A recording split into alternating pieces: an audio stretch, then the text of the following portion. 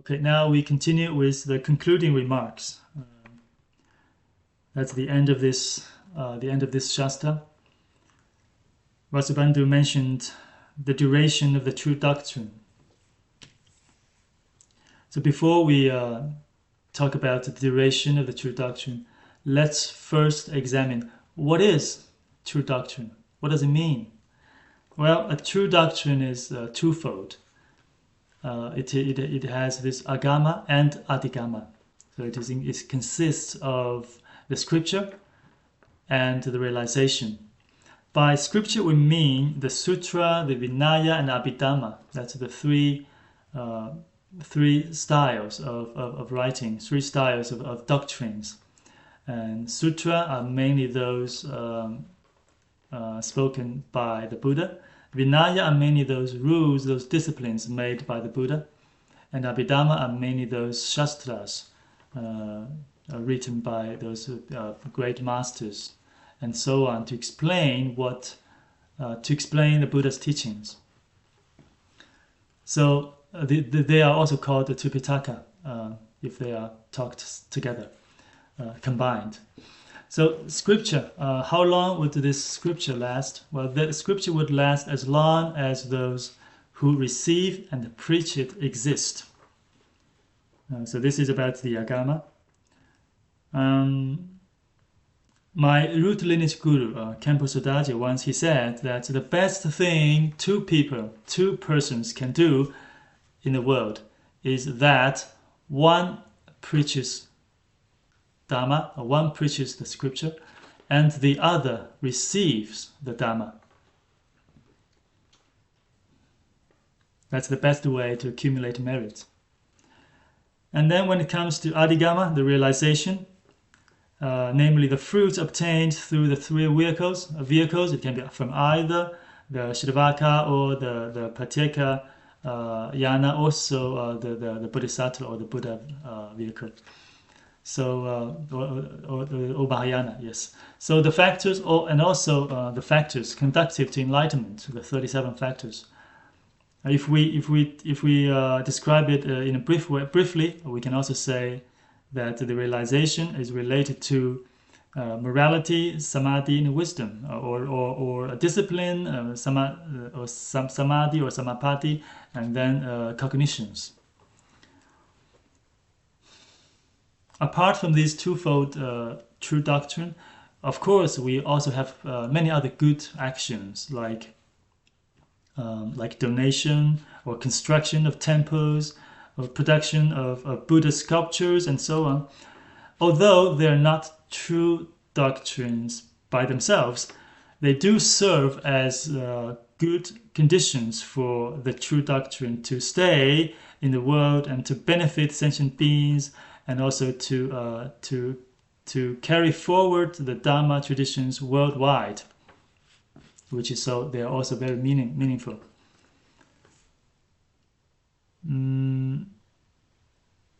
Here there is one thing very important for us to be aware. That is the relation between the scripture and the realization. The scripture, or the doctrines, is for cultivation and realization. Because one should only cultivate the path based on the right teachings. So cultivation without or deviate from the scripture is very risky. Almost like a blind man walking on a cliff. But this can also remind us on the conventional and ultimate abhidhamma, as we have learned in lecture 1. We start from the conventional abhidhamma, those are the discernment from hearing, from reflection, and then cultivation, all the way up until the ultimate abhidhamma, which is the pure discernment and pure discipline, pure samapati. So in this way, it could be a reliable and less risky for many people in this life. And please also note that when we know that the penetration or getting enlightened, the way of vision, the path of vision, for example, is definitely not realization, right? However, it is important to know that realization in this context does not necessarily mean penetration or enlightenment. It can also include other paths of cultivation or other factors that are, as long as they are conducive to liberation, just as Patrul Tuku or Patrul Rinpoche. Well, his full name is Jigme Chukyi Wangpo. Well, it might not be very respectful to spell his full name in this way in our Asian culture, but I just would like to share his full name with you. He's also the author of the book Words of My Perfect Teacher: Preliminary Practice with a Great Perfection.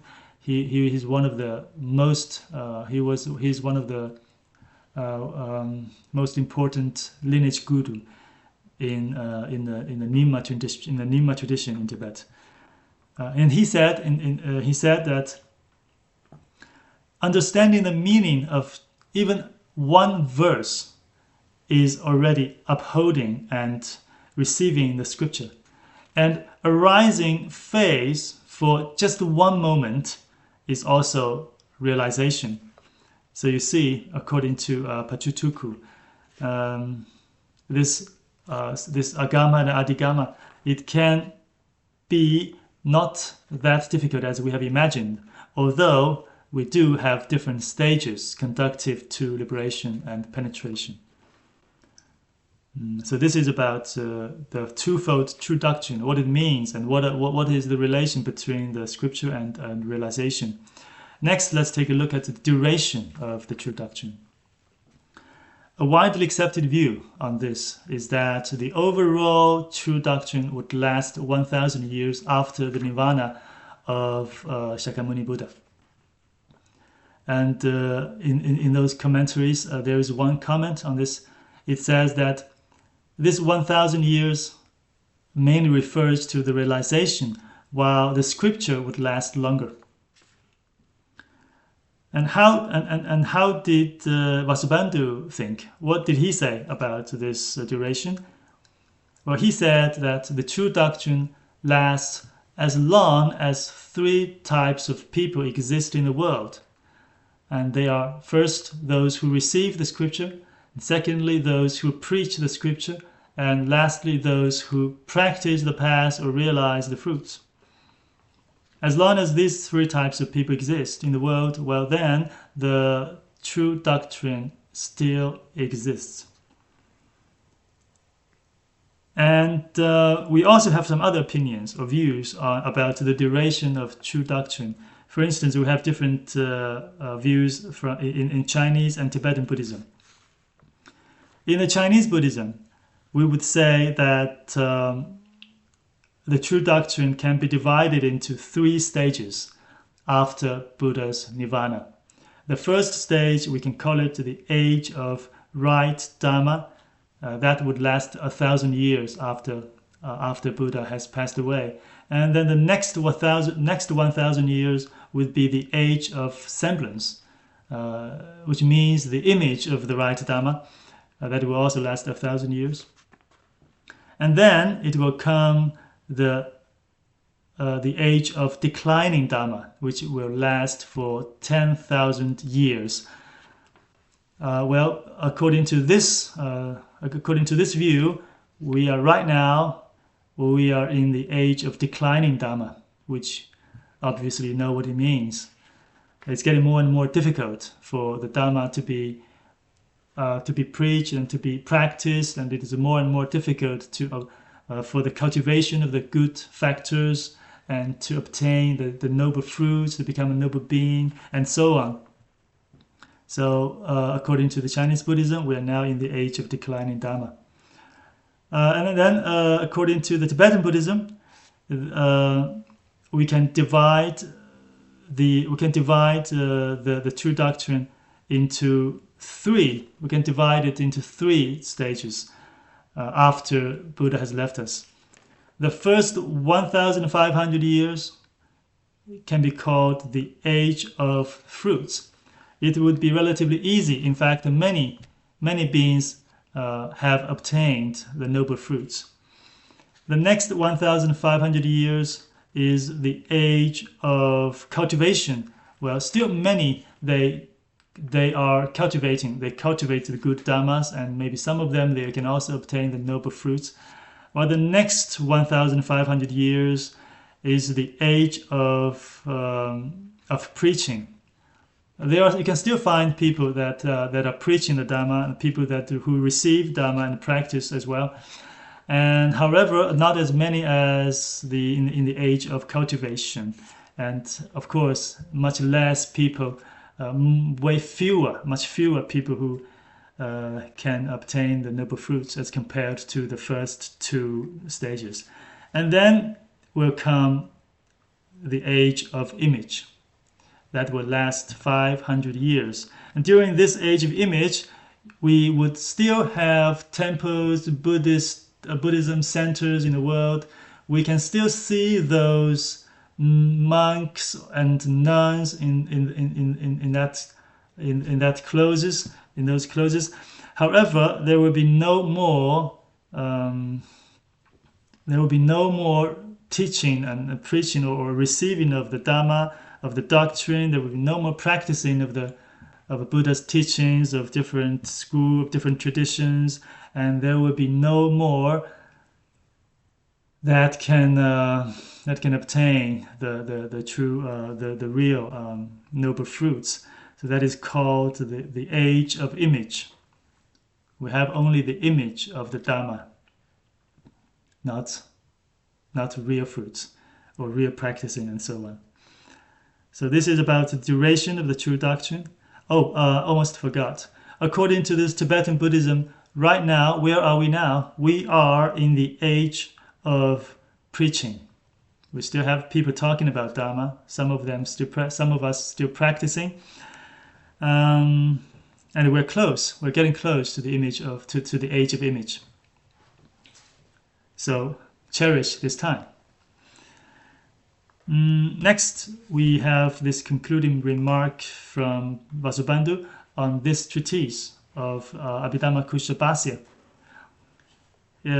Here is what he said about this treatise, and here's what he said, and I just quote.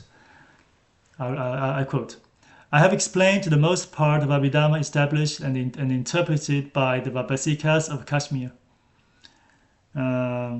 And of course, Vasubandhu, he agreed with the most. Then he continued, "Whatever herein poorly presented is my fault, as the authorities in the interpretation of the true doctrine are the Munis alone."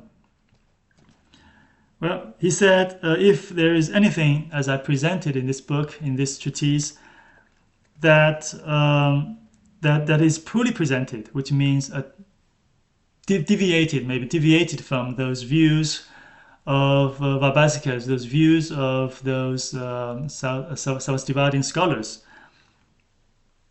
And that is my fault. That is my fault.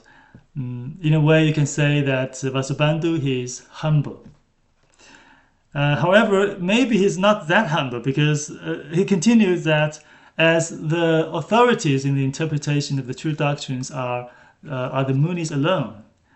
Well, he might want to say that even we have some, we may have some different views when it comes to a few topics, a few teachings of Buddha. We might have different ways of explanation or different views. You can disagree with me, but maybe, for instance, those Vaibhasikas of Kashmir, if you want to criticize me, maybe just wait. Maybe you're not qualified yet. Because only Munis, only the Buddhas like Shakyamuni, they are the authorities. They are capable of interpreting the true doctrine. So this is the final concluding remark about this work. Actually, Vasubandhu, when he has some disagreement, has different views from that of the Vaibhasikas, he has disagreement, and also sometimes he corrected or based on the teachings of other schools like the Sautrantikas, and very often he would cite the views of Sautrantikas to sort of correct the views of Sabstivada. And also in some cases, he disagreed with either Sautrantika or Sabstivada. In that case, he will have his own views. And he said only the Munis, the Buddhas, can really interpret the true doctrine, can really interpret the meaning of Abhidhamma. I find also the concluding remarks by Samgabhadra very good. So I also put it here to share with you. And as I quote, "The true doctrines are vast and exceedingly profound. Only those who in former times cultivated genuine wisdom in the presence of innumerable Buddhas can be entirely free from doubt with regard to all objects of cognition. Even the Pratyeka Buddhas are unable to decisively determine the characteristics of dharmas, let alone the Shravakas. Therefore, decisive determination of the true doctrine resides exclusively in the truly awakened Great Muni," or he means Shakyamuni Buddha. "Hence, it should be firmly known that the Abhidhamma is indeed spoken by the Buddha. It ought to be accepted with faith, practiced without distortion, and diligently pursued for the attainment of liberation." Well, when he mentioned distortion, he was kind of criticizing a few views of Vasubandhu that deviated from those of Vaibhasikas of Kashmir or from those of the traditional Sabstivadian scholars, including Samgabhadra. Actually, after Samgabhadra finished this book, the initial purpose, the initial intention of Samgabhadra to write this book, Nyayanusara, was to trying to correct some of those opinions by Vasubandhu, which he thought has deviated from the Vaibhasika or deviated from the Mahavibhasha. However, after he finished this book, he sent a copy. I think he sent the book to Vasubandhu, and he said that he wanted to have a public debate with Vasubandhu about those few points that they disagree with each other.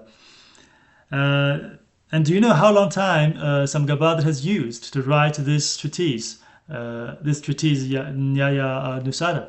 He spent 12 years. He spent an entire 12 years to write this book.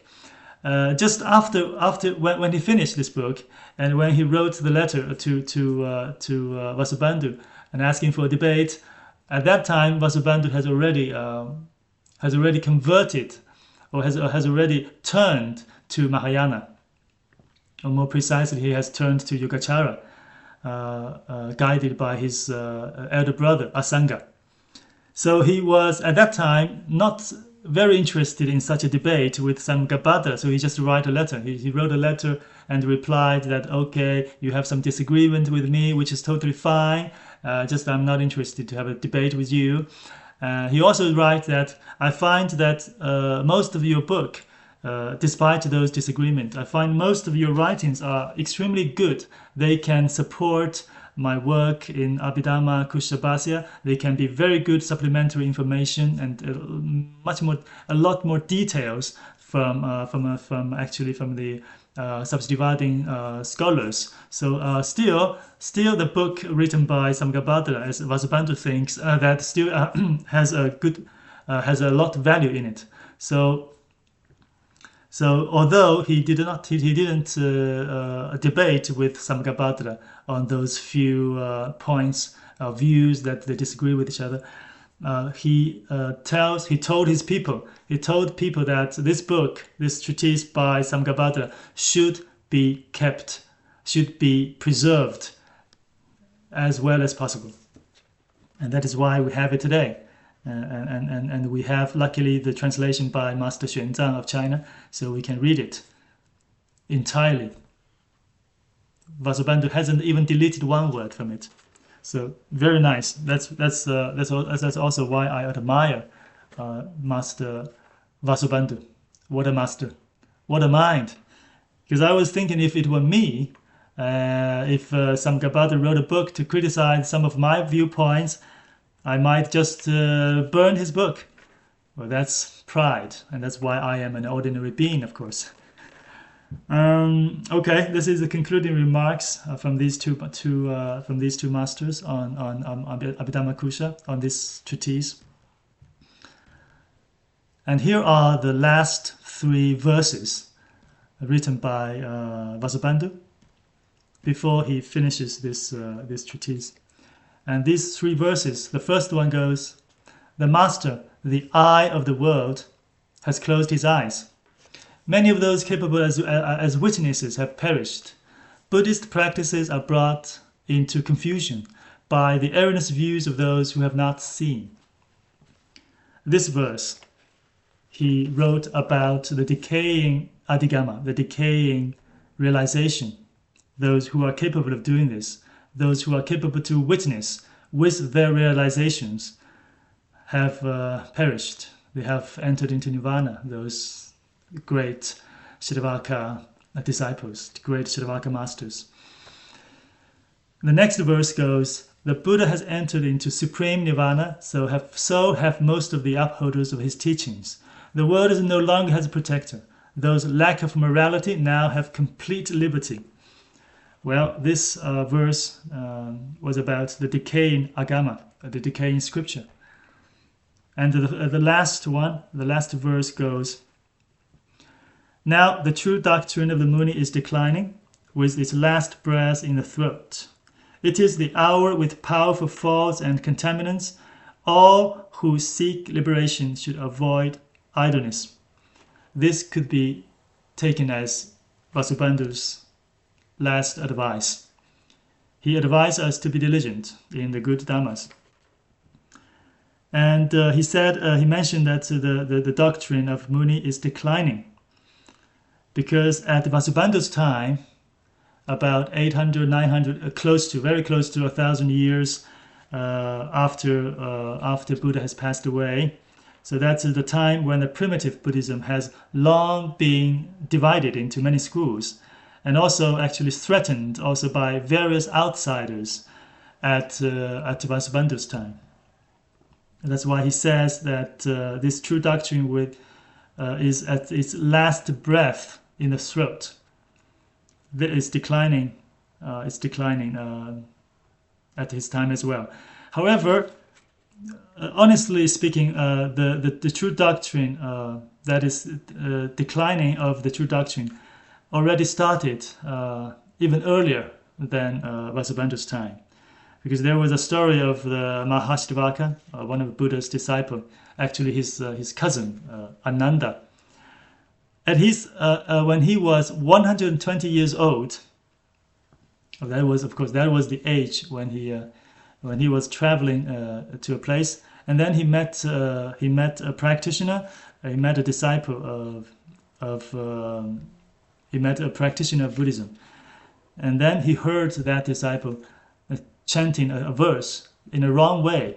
Instead of saying that factors that arise and pass away, that practitioner, he chanted like crane living by the water. So this has nothing to do with Dhamma, right? However, that's what his teacher taught him. So Ananda, of course, he corrected him and said, please don't do the wrong way, okay? Don't chant in the wrong way. You should value the correct doctrine. And the next day, maybe after a few days, they met each other again. And Ananda heard this disciple, this practitioner, still chanted the wrong way. And he asked why. That the practitioner replied, my Dhamma teacher said, you are too old now. Maybe you have forgotten some of the Dhamma. It is impossible you remember everything. You could be wrong. So by hearing that, Ananda was very disappointed. Well, he of course, he's not sad, he's a saint, but he's disappointed.